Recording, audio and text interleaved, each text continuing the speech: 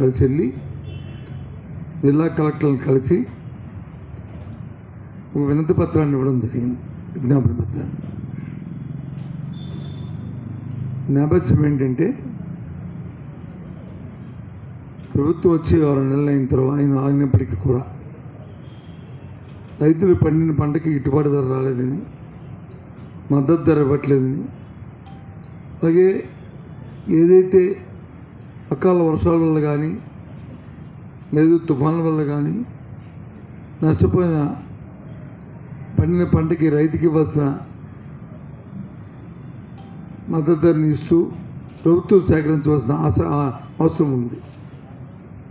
ప్రభుత్వం వచ్చి ధాన్య సేకరణలో అలసత్వం వహించడంతో పాటు దళారుల మధ్యలో